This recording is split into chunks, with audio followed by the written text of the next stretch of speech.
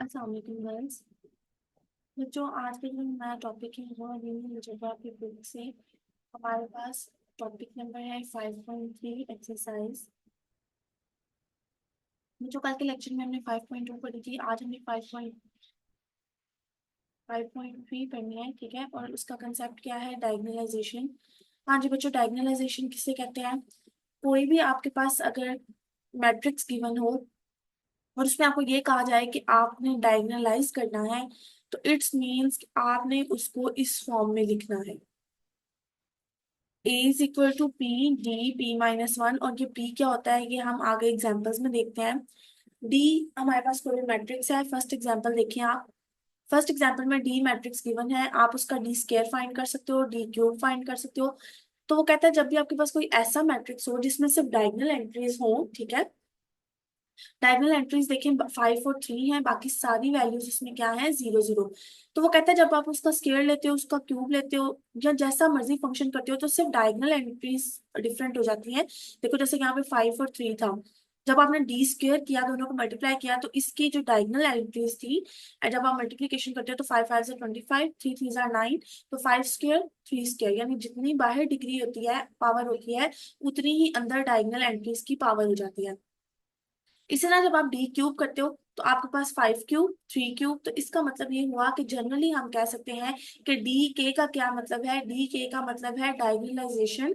डायगोनलाइजेशन of के elements, यानी के टाइम्स आप डी को मल्टीप्लाई करते हो, तो आपके पास सिर्फ डायगोनल एंट्रीज की जो पावर है वो चेंज होती है और कोई फर्क नहीं पड़ता।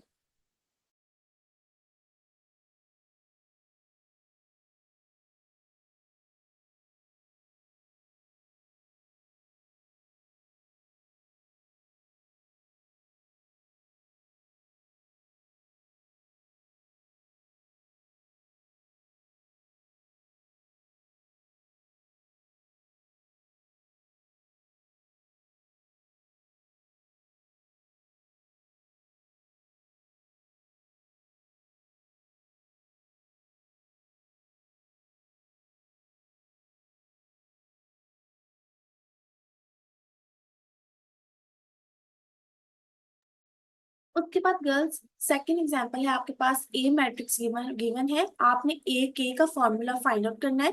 और आपको पता है ये फॉर्मूला हमने 5.2 में पढ़ा था, A is equal to P D P inverse. तो आपके पास ये पी मैट्रिक्स गिवन हुआ है यहाँ पर। पी इनवर्स आप फाइंड कर सकते हो एडजॉइंट ए ओवर ए का डिटर्मिनेंट वाले मेथड से।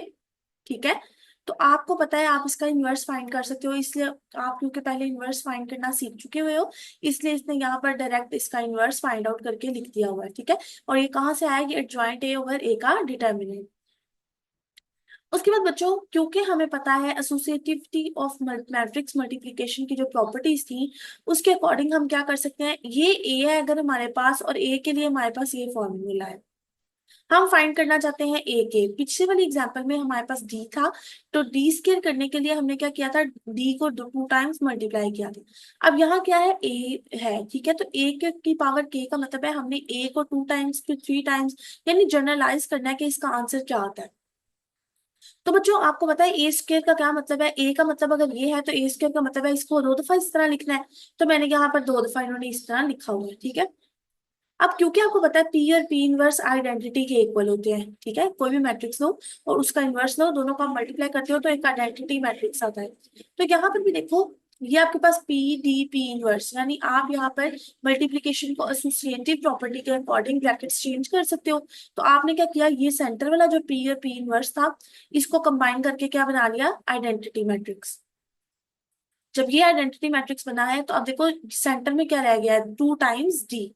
ठीक है, तो डी 2 टाइम्स डी का क्या मतलब है? डी स्क्वायर, तो हमने इसको इस फॉर्म में लिख लिया। ठीक है, तो ए स्क्वायर हमारे पास किस फॉर्म का है? P D square A inverse.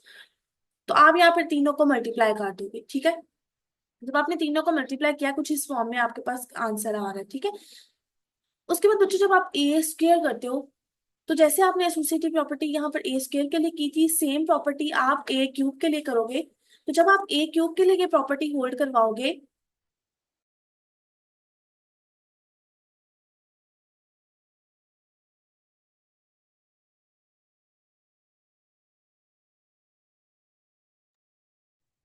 तो बच्चों जहाँ पर जब हम ए क्यूब करेंगे तो हमें पता है 2 टाइम्स ए, ठीक है। और थर्ड टाइम जब आप बात करोगे तो यहाँ पर 2 दफा ए और 1 दफा ए को हम ओपन करके लिख लेंगे ताकि एक और पी इनवर्स और पी आई बन जाए, ठीक है।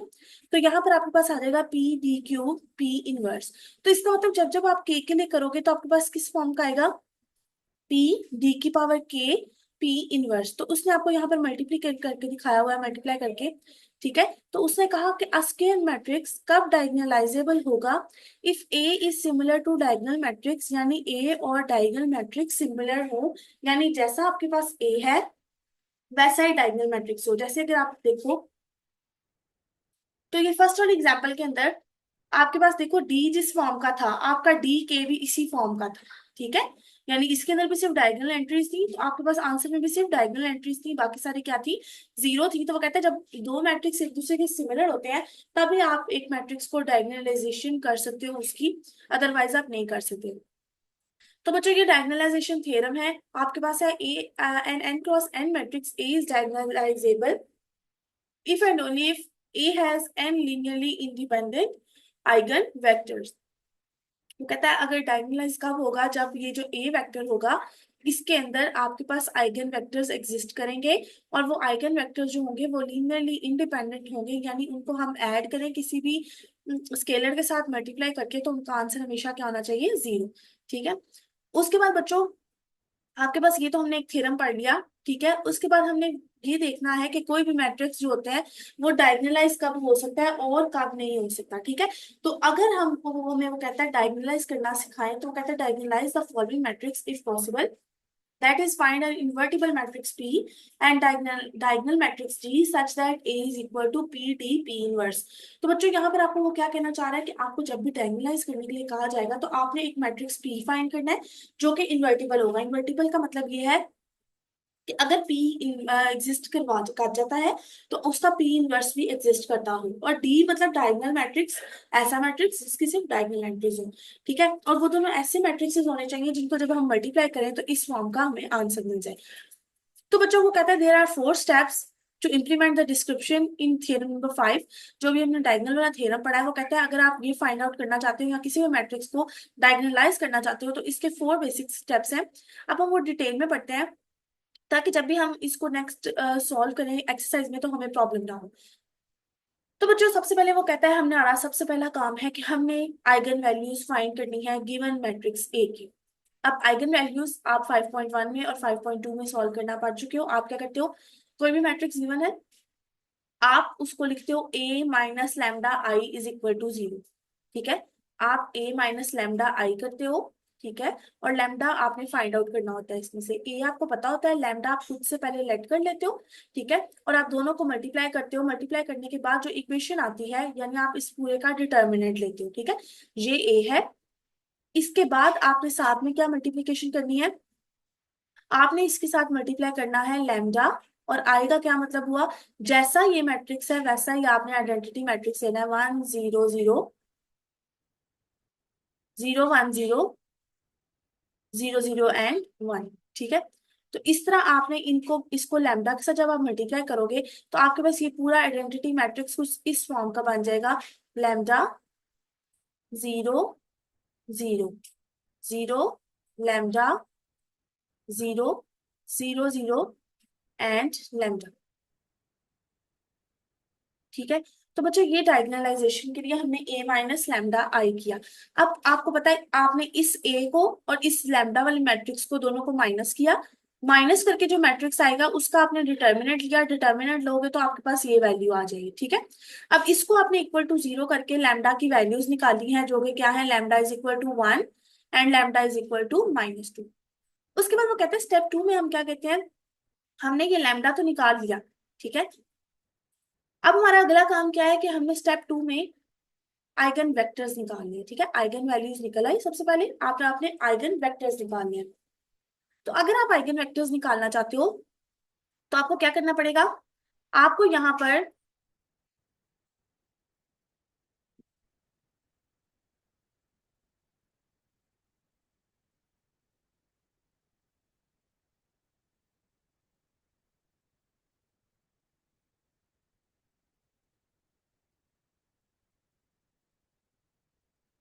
हाँ जी बच्चों, आइगन वेक्टर निकालने के लिए आपको पता है आपने क्या करना होता है, लैम्डा इज इक्वल टू 1 है ना। ठीक है, ये वाला लैम्डा इज इक्वल टू 1।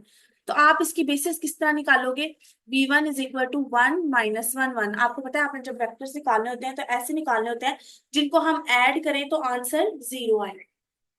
ठीक है, तो हमने यहाँ पर इस फॉर्म के मैट्रिक्स ले लिए हैं, इस फॉर्म के वेक्टर्स निकाल लिए हैं जिनको हम ऐड कर रहे हैं, तो आंसर कुछ इस फॉर्म का आए कि 0 आए या 1 आए, तो इस फॉर्म का हमारे पास आंसर आना चाहिए। तो बच्चों आपको आइगन वेक्टर्स निकालने आते हैं, आपने इसके अंदर आइगन वेक्टर्स निकाले। लैम्डा इज इक्वल टू 1 के लिए, लैम्डा इज इक्वल टू -2 के लिए आपके पास दो वेक्टर्स आते हैं, एक v2 और एक v3। और ये कैसे आए हैं, जब आप इनको सॉल्व करोगे, यानी आप पूरे मैट्रिक्स ए को, आप पूरे मैट्रिक्स ए को सॉल्व करते हो, यानी कि आइगन वैल्यूज को फाइंड आउट करने के बाद आप पूरे वेक्टर जो आपके पास ए गिवन है उसको रिड्यूस्ड एचेलॉन फॉर्म में कन्वर्ट करते हो। कन्वर्ट करने के बाद आप क्या करते हो, आप उसको देखते हो, उसकी इक्वेशंस बनाते हो। इक्वेशंस बनाने के बाद आप उसके अंदर ये कंडीशन अप्लाई करते हो कि फ्री वेरिएबल्स कौन से हैं, उन फ्री वेरिएबल्स को बाहर निकाल के अंदर जो बाकी आपके पास बचते हैं वो आपके पास आइगन वेक्टर्स होते हैं। ये कल हमने लास्ट लेक्चर में बहुत ज्यादा डिटेल में डिस्कस किया था। अगर आपने अभी तक वो वीडियो नहीं देखी तो आप पीछे जाकर दोबारा से वो लिंक देख सकते हो। ठीक है, तो यहाँ से हमने दोनों वेक्टर्स निकाल लिए।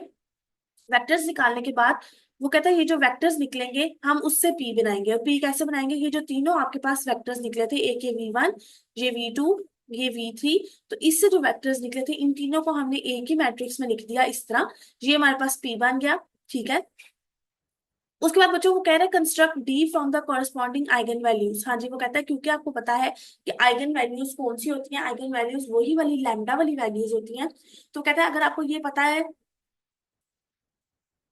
कि आपने लैम्डा कैसे निकाला है, तो आप उससे रिलेटेड आइगन वैल्यूज बनाने के लिए डी हमें पता है कोई भी डायगोनल मैट्रिक्स होता है। और हमें ये भी बात पता है कि हमने शुरू में लैम्डा आई से स्टार्ट किया था, तो इसका मतलब ये हुआ हमने देखा था लैम्डा 0 0 0 लैम्डा 0 0 0 लैम्डा। तो अब वहां जहां जहां पर हमने लैम्डा वाली कंडीशन रखी थी वहां वहां पर हम लैम्डा की जगह पर उसकी वैल्यूज पुट कर देंगे। यहाँ पर हमने 1 -2 -2 -2 दो दफा हमने क्यों लिखा है, इसलिए लिखा है क्योंकि हमें पता है कि जब हमने -2 इस लेना है, ठीक है, तो क्यों लेना है, क्योंकि -2 के रिस्पेक्टिव से हमारे पास दो वेक्टर्स आए थे आइगन वेक्टर्स, एक v2 और एक v3, इसलिए हमने यहाँ पे -2 लिख दिया। अगला काम हमारा क्या है, हमने फाइंड करना है ए पी, फिर हमने फाइंड करना है पी डी। ठीक है, ये देखिए ना, हमने यही देखना था ना कि A P is equal to P D. यानी ये देखो, ये इधर अगर पी इनवर्स है, मैं दोनों साइड पर राइट हैंड साइड पर पी इनवर्स पी मल्टीप्लाई करती हूँ, तो ये पी इनवर्स पी इधर जाकर क्या बन जाएगा, सिर्फ और सिर्फ पी। तो मतलब अगर मैं ये शो कराना चाहती हूँ तो मुझे ये शो कराना पड़ेगा कि अगर मैं ए को पी से मल्टीप्लाई करूँ और पी को डी से मल्टीप्लाई करूँ तो आंसर सेम आता है। या दूसरा काम आप ये भी कर सकते हो कि ए को एक तरफ ही रहने दो, पी डी, पी इनवर्स को सॉल्व कर लो, यानी ये जो आपके पास पी बना था आप इसका इनवर्स फाइंड कर सकते हो। एडजॉइंट ए ओवर ए का डिटर्मिनेंट एडजॉइंट आप कोफैक्टर वाले मेथड से लोगे और सारा सिंप्लीफाई करने के बाद आप देखोगे इन दोनों का आंसर सेम आएगा। तो इसका मतलब आपका डायगोनलाइजेशन का बेसिक आज टॉपिक है, तो वही आपने इसको फाइंड आउट करने की कोशिश करनी है। ठीक है, इसके अंदर जितने थ्योरम्स हैं उनकी स्टेटमेंट्स आपने याद कर लेनी है। ठीक है, इसके अंदर वो कह रहा है जिस जो भी मैट्रिक्स आपके पास गिवन है, अगर वो स्क्वायर मैट्रिक्स है यानी उसके अंदर जितने रोज हैं उतनी कॉलम्स हैं, ठीक है, उतने ही कॉलम्स हैं, तो आपके पास अगर उसकी आइगन वैल्यूज एग्जिस्ट करती हैं तो वो डायगोनलाइजेबल होगा। अगर आइगन वैल्यूज एग्जिस्ट नहीं करेंगी तो वो डायगोनलाइजेबल नहीं होगा।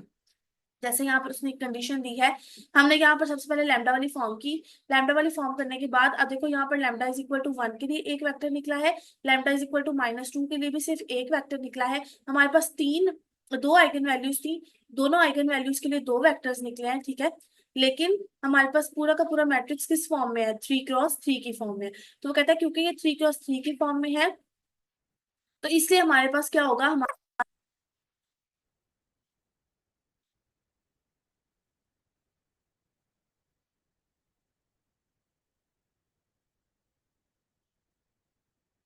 तो बच्चों यहाँ पर हमारे लिए इससे पॉसिबल नहीं है कि हम R3 फाइंड आउट करें। तो हमने यहाँ पर क्या कहा, हम कहेंगे यहाँ पर ये मैट्रिक्स जो है वो डायगोनलाइजेबल नहीं है। ठीक है, इसके अंदर अब जितने ये प्रूफ्स हैं इनको आपने एक दफा रीड कर लेना है।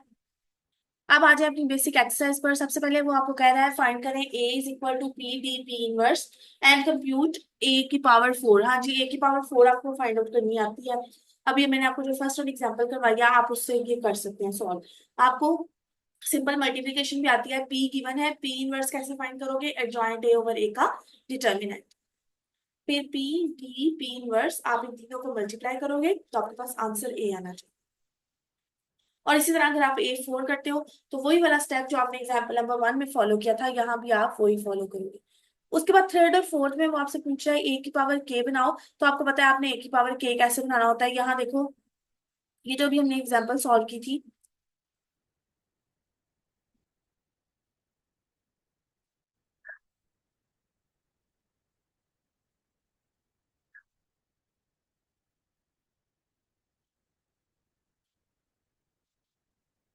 ये वाली बच्चों जिसमें हमने ए के बनाया था, ठीक है। तो एग्जाम्पल नंबर 2 की तरह ये सारा प्रोसीजर आपके पास क्वेश्चन नंबर 3 और 4 में होना है, ठीक है।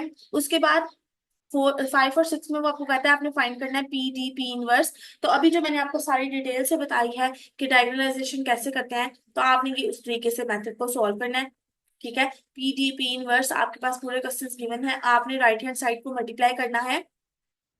मल्टीप्लाई करके देखना है कि क्या ये लेफ्ट हैंड साइड के इक्वल आता है या नहीं आता, ठीक है। उसके बाद वो कह रहा है 7 से लेकर 20 तक आपने देखना है कि डायगोनल जो मैट्रिसेस हैं वो डायगोनलाइज करते हैं या नहीं करते, ठीक है। उसने आपको 11 से लेकर 16 तक क्वेश्चंस के लिए आपको उसने लैम्डा की वैल्यूज दे दी हैं, और उससे पहले वाले जो क्वेश्चंस हैं उनमें आपको लैम्डा की वैल्यू खुद फाइंड आउट करनी है। तो क्या बच्चों यहाँ से 7 से लेकर 10 तक क्वेश्चंस में आप इजीली लैम्डा वाली वैल्यू पुट कर सकते हो ए माइनस लैम्डा आई वाली फॉर्म से। फिर उसका डिटर्मिनेंट लो, डिटर्मिनेंट लेकर सॉल्व करो। 5.2 में हम डिटेल से डिस्कस कर चुके हैं। और इन अगली वाली वैल्यूज के लिए उससे आपका क्वेश्चन छोटा करने के लिए आपको लैम्डा की सारी वैल्यूज पहले ही बता दी हैं। तो आपका अगला काम क्या है, आपने उन आइगन वैल्यूज से आइगन वेक्टर्स बनाने हैं। आइगन वेक्टर्स बनाने के बाद आपने क्या करना है, वो जो आइगन वेक्टर्स आएंगे उनको ए के मैट्रिक्स में लेकर आपने उससे पी बनाना है। फिर पी इनवर्स कैसे फाइंड करना है, आपने उसको adjoint A over adjoint P over P का डिटर्मिनेंट इस फॉर्म में लिखना है, ठीक है। फिर आप उसको फाइनली इस वाले फॉर्मूले से जनरेट करोगे, यानी P D P inverse is equal to A होना चाहिए। जब आप ये काम कर लोगे तो इसका मतलब आपने मैट्रिसेस को डायगोनलाइज कर दिया है। फर्स्ट टू क्वेश्चन जो है वो फर्स्ट एग्जाम्पल से रिलेटेड है जो मैंने आपको डिटेल में करवाई है। थर्ड और फोर्थ वाला जो क्वेश्चन है वो आपके पास सेकंड एग्जाम्पल से रिलेटेड है। 5 और 6 वाले में आपने सिंपल मल्टीप्लिकेशन करनी है। 7 से लेकर 12 तक क्वेश्चन में आपने वो प्रोसेस फॉलो करना है जो यहाँ पर आपको चार चार स्टेप्स बताए थे। ये सारे, ये जो स्टेप 1 स्टेप 2 स्टेप 3 ये सारे क्वेश्चन बताए गए हैं, आपने इसको इस तरीके से सॉल्व करना है, ठीक है। ये आपकी एग्जाम्पल नंबर 3 से रिलेटेड सारे के सारे क्वेश्चंस हैं 7 से लेकर 20 तक, और इस एक्सरसाइज के आपने 20 तक ही क्वेश्चंस करने हैं, ठीक है बच्चों। उसके बाद है eigen vectors and linear transformation. हाँ जी बच्चों, आइगन वेक्टर्स हमने पढ़ लिया हुआ है, लीनियर ट्रांसफॉर्मेशन अभी तक हमने देख लिया था। लास्ट वाले में जब हम टॉपिक कर रहे थे तो उसमें भी एक ऐसा ऐसी जगह पर एक ऐसा टॉपिक आया था जो हमने तब सॉल्व किया था। तो हमने कहा था कि जब भी इस फॉर्म का क्वेश्चन आता है तो आप सबसे पहले क्या देखते हैं, आप सबसे पहले लीनियर ट्रांसफॉर्मेशन के लिए देखते हैं कि एक ट्रांसफॉर्मेशन हुई होती है, ठीक है। जो ट्रांसफॉर्मेशन हुई होती है वो किस फॉर्म में हुई होती है, अब हम ये देखने लगे हैं। तो बच्चों यहाँ पर ट्रांसफॉर्मेशंस की जितनी डेफिनेशंस हैं वो आप एक दफा पढ़ लेना। हम इसकी डायरेक्ट एक्सरसाइज पर आते हैं, थियरम्स, इनकी स्टेटमेंट्स, इनको आपने याद करना है, ठीक है। एक्सरसाइज पर आओ, आपको कह रहा है 5.4 का फर्स्ट क्वेश्चन है, बी एक बेसिस दी गई है, डी एक बेसिस दी गई है, ये दो वो कहता है बेसिस है हमारे पास। तो कहता है एक ट्रांसफॉर्मेशन है जो वी से डब्ल्यू तक है, ठीक है। तो देखो वी की बेसिस क्या है, B1 B2 B3, डब्ल्यू की बेसिस क्या है, D1 D2। जब आप ट्रांसफॉर्मेशन करोगे वो आपको कह रहा है आपने ट्रांसफॉर्मेशन करनी है T of B1 is equal to 3D1 - 5D2। तो बच्चों जब आपने इसकी ट्रांसफॉर्मेशन करनी है फर्स्ट वाले की, तो आप क्या करोगे, आप फाइंड करोगे टी ऑफ B1, ठीक है। और इसकी आपने बेसिस फाइंड करनी है, यानी आप इसकी बेसिस को फाइंड आउट करोगे। और आपने पहले पढ़ा था कि बेसिस को फाइंड आउट करने के लिए ये मेथड होता है कि इसके यहाँ पर हम बी लिख देते हैं, ठीक है। बेसिस लिख देते हैं, और ये किसकी बेसिस है, आपने देखना है टी ऑफ B1, ठीक है। तो B1 से रिस्पेक्टिवली हमारे पास यहाँ पर क्या है, D1, यानी आपने बी से डी में ट्रांसफॉर्मेशन करनी है। तो पहले आप यहाँ पर बेसिस लिख देते हैं, अब आप यहाँ क्या लिखोगे, डी, क्योंकि हमने ट्रांसफॉर्मेशन किसके अकॉर्डिंग करनी है, डी के अकॉर्डिंग। ठीक है। तो बच्चों अब यहाँ देखो, आपके पास आपने पहले ये पढ़ा था कि जब आप ट्रांसफॉर्मेशन देख रहे होते हो तो इसका मतलब ये होता है कि जो D1 और D2 के साथ जो कॉन्स्टेंट्स हैं आप उनका मैट्रिक्स बनाते हो। तो T ऑफ B1 की अगर आप बेसिस फाइंड करना चाहते हो, D के रिस्पेक्ट से ट्रांसफॉर्मेशन करना चाहते हो, तो यहाँ पर जो भी मैट्रिक्स के साथ कॉफिशिएंट्स हैं वो क्या है, 3 एंड -5। तो ये आपके पास ट्रांसफॉर्मेशन होगी B की D में। इसी तरह T ऑफ B2 के लिए आप लोग क्या लिखोगे, इसके लिए आप सेम इसी तरह वाला काम करोगे, आप कहोगे T ऑफ B2, ठीक है, और बाहर क्या आ जाएगा D, क्योंकि हम बेसिस इसी की बना रहे हैं। और इसके अंदर आपके पास इस मैट्रिक्स के अंदर कौन से नंबर्स होंगे, जो D1 के साथ है और जो D2 के साथ है। D1 के साथ क्या है -1, D2 के साथ क्या है 6। सिमिलरली आप सी के लिए भी फाइंड कर सकते हो, उसमें क्या आएगा, उसमें आपके पास आ जाएगी, यहाँ पर जब भी आप इसको सॉल्व करोगे आपके पास इसी तरह की फॉर्म आ जाएगी, यानी D1 के साथ कुछ भी नहीं है तो 0, D2 के साथ क्या है 4, तो ये आपका तीसरा मैट्रिक्स हो जाएगा। ठीक है, तो आपने इसी तरह इसके मैट्रिसेस बताने हैं। अब जो उसने आपको कहा हुआ है find the matrix T relative to B and D, तो उसने आपसे कहा है आप कंबाइनली बताओ कि इन तीनों का, कि आपके पास ये जो तीनों मैट्रिक्सेस गिवन है और ट्रांसफॉर्मेशंस गिवन है, इसका रिलेटिव मतलब आपके पास मैट्रिक्स कौन सा है। तो रिलेटिव मैट्रिक्स के लिए आपको पता है ये जो तीनों वेक्टर्स आपने फाइंड किए थे, 3 -5 -1 6 0 एंड 4, यानी आपको जब भी मैट्रिक्स फाइंड करने के लिए कहा जाए टी के रिस्पेक्ट से, आपने फर्स्ट कॉलम किसका लिखना है, टी ऑफ B1 का, यानी 3 और -5। सेकेंड कॉलम किसका लिखना है, टी ऑफ B2 का, -1 और 6। थर्ड कॉलम किसका लिखना है, टी ऑफ B3, यानी 0 एंड 4। तो बच्चों इस तरह आप ट्रांसफॉर्मेशन फाइंड करते हो। जो सेकंड वाला क्वेश्चन है इसके अंदर डी से बी तक ट्रांसफॉर्मेशन कही गई है। तो अब जो भी मैट्रिसेस होंगे आप उसके अंदर क्या करोगे, आप उसके अंदर जो मैट्रिक्स यहाँ पर गिवन है, यानी आपको यहाँ पर देखिए क्या गिवन है, यहाँ पर गिवन है डी से बी, तो इसका मतलब यहाँ पर T of D1 2B1 -3B2। तो आपने क्या करना है, आपका फर्स्ट मैट्रिक्स किस फॉर्म का होगा, आपका फर्स्ट मैट्रिक्स होगा 2, और यहाँ पर क्या है -3। ठीक है, सेकेंड मैट्रिक्स किस फॉर्म का होगा, -4 एंड 5। तो आपने इन दोनों को कंबाइन करके जो एक मैट्रिक्स बनाओगे उसी को आप कहोगे ये क्या है, ट्रांसफॉर्मेशन मैट्रिक्स। ठीक है, तो बच्चों यहाँ पर आपको सिंपली ट्रांसफॉर्मेशन के को लिखने आना चाहिए। ठीक है, ये इससे रिलेटेड मैंने आपको दो क्वेश्चंस करवाए हैं। ठीक है, बाकी सारे क्वेश्चंस भी इसी तरह होने हैं, और आपने इस एक्सरसाइज के कम से कम 4 क्वेश्चंस करने हैं। ठीक है, 4 क्वेश्चन जरूर करने हैं। ठीक है, सोल्यूशन आपके पास मौजूद है, जहां से समझ ना आया आप मुझसे पूछ सकते हैं। तो 2 क्वेश्चंस मैंने आपको इसके बता दिए हैं, आपने इससे रिलेटेड नेक्स्ट 4 क्वेश्चंस करने हैं। ओके गर्ल्स, आज के लिए हमारा ये 5.3 एंड 5.4 ही हमारा टॉपिक था। इंशाल्लाह नेक्स्ट वीडियो में हम नेक्स्ट लेक्चर देखेंगे। ओके गर्ल्स, अल्लाह हाफिज।